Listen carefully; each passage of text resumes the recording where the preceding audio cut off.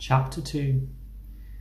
After James Henry Trotter had been living with his aunts for 3 whole years, there came a morning where something rather peculiar happened to him.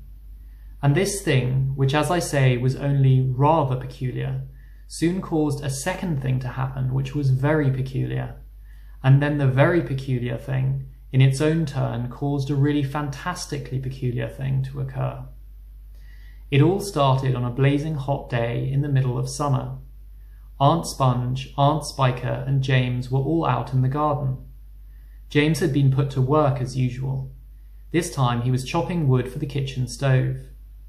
Aunt Sponge and Aunt Spiker were sitting comfortably in deck chairs nearby, sipping tall glasses of fizzy lemonade and watching him to see that he didn't stop work for one moment. Aunt Sponge was enormously fat and very short. She had a small piggy eyes, a sunken mouth, and one of those white flabby faces that looked exactly as though it had been boiled. She was like a great white soggy overboiled cabbage. Aunt Spiker, on the other hand, was lean and tall and bony, and she wore steel-rimmed spectacles that fixed to the end of her nose with a clip. She had a screeching voice and long, wet, narrow lips, and whenever she got angry or excited, little flecks of spit would come shooting out of her mouth as she talked. And there they sat, these 2 ghastly hags, sipping their drinks, and every now and again screaming at James to chop faster and faster. They also talked about themselves, each one saying how beautiful she thought she was. Aunt Sponge had a long-handled mirror on her lap, and she kept picking it up and gazing at her own hideous face. "I look and smell," Aunt Sponge declared, "as lovely as a rose. Just feast your eyes upon my face, observe my shapely nose. Behold my heavenly silky locks, and if I take off both my socks, you'll see my dainty toes.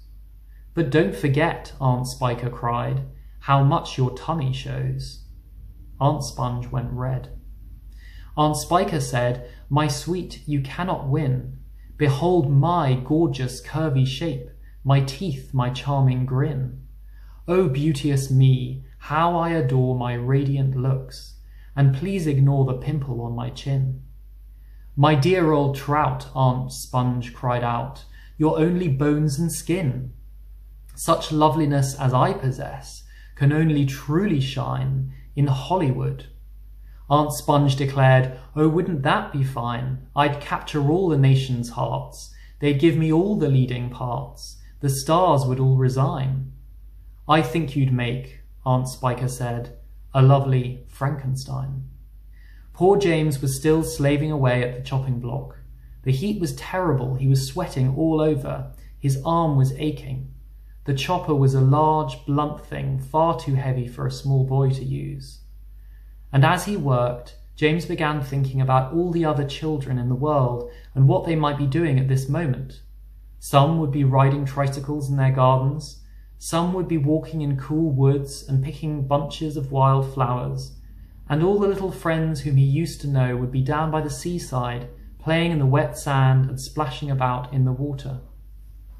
Great tears began oozing out of James's eyes and rolling down his cheeks. He stopped working and leaned against the chopping block, overwhelmed by his own unhappiness. "What's the matter with you?" Aunt Spiker screeched, glaring at him over the top of her steel spectacles. James began to cry. "Stop that immediately and get on with your work, you nasty little beast," Aunt Sponge ordered. "Oh, Auntie Sponge," James cried out, "and Auntie Spiker, couldn't we all, please, just for once, go down to the seaside on the bus? It isn't very far, and I feel so hot and awful and lonely." "Why, you lazy, good-for-nothing brute," Aunt Spiker shouted. "Beat him," cried Aunt Sponge. "I certainly will," Aunt Spiker snapped. She glared at James, and James looked back at her with large, frightened eyes.